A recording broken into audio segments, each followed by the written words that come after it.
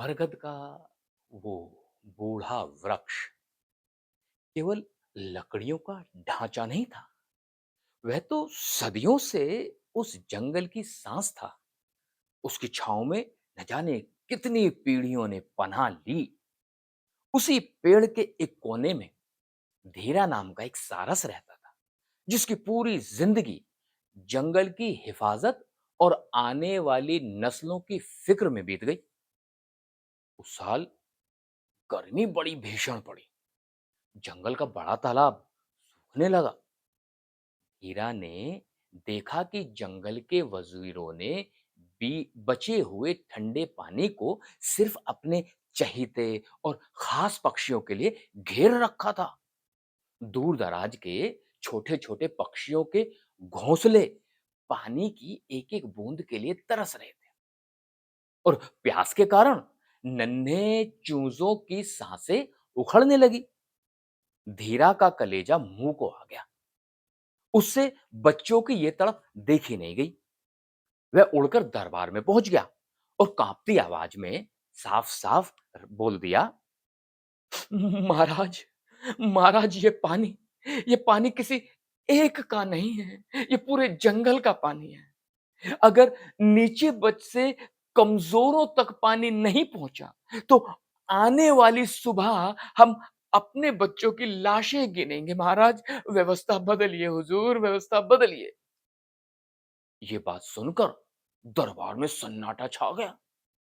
बाज जो राजा था, उसने अपनी तेज सर्द आंखों में धीरा को देखा।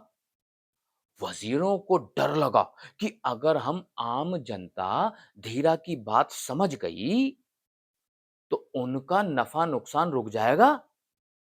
अगली ही सुबह पूरे जंगल की फिजा में एक अजीब सी जहरीली हवा तैरने लगी।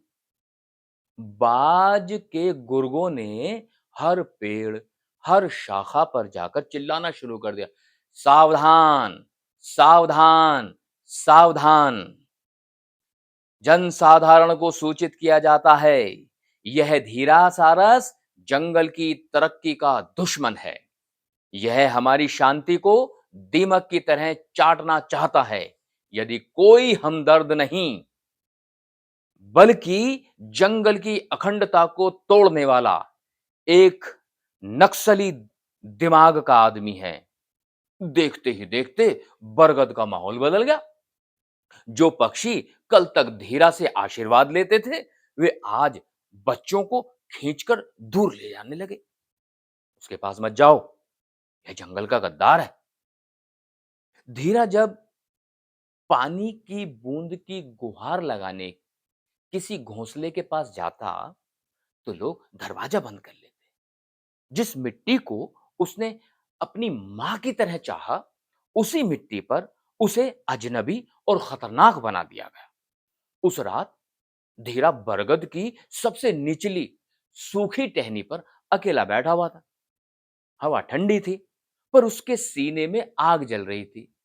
उसकी आंखों से बहते हुए आंसू सूखी मिट्टी में जब्ज हो रहे थे। उसने अपने झड़े हुए पंखों को देखा और सिसकते हुए आसमान से पूछा, ए मिट्टी, हे मिट्टी, क्या अपने ही घर के प्यासे बच्चों के लिए पानी मांगना इतना बड़ा गुनाह है? क्या अपनों के दर्द पर रोना ही गद्दारी है? तुमने मेरा पानी छीना, सह लिया, पर मेरी वफादारी पर गद्दारी का दाग लगा दिया। इसे यह दिल कैसे सहेगा? साहब, धीरा उस रात प्यास से नहीं, बल्कि अपनों के दिए गए उस दाग और बेगानी नजरों के बोझ से टूट गया। सबसे गहरा जख्म तलवार का नहीं, अपनों के द्वारा दिए गए ठप्पे का होता है। जब देश का, समाज के विकास के लिए तड़पने वाले इंसान को सिर्फ इसलिए देशद्रोही या गद्दार या दिमागी नक्सली कह दिया जाता है क्योंकि उसने सही सवाल पूछा था, तो टूटता केवल वह इंसान नहीं है, बल्कि उस आम नागरिक का वह अटूट भरोसा भी टूट जाता है, जो उसने अपने देश और अपने लोगों के लिए किया था। मैं उम्मीद करता हूँ आपको मेरी बात ज़रूर समझ में आई होगी। इन्हीं शब्दों के साथ मैं सतीश बौद्ध आप सभी से विदा लेता हूँ।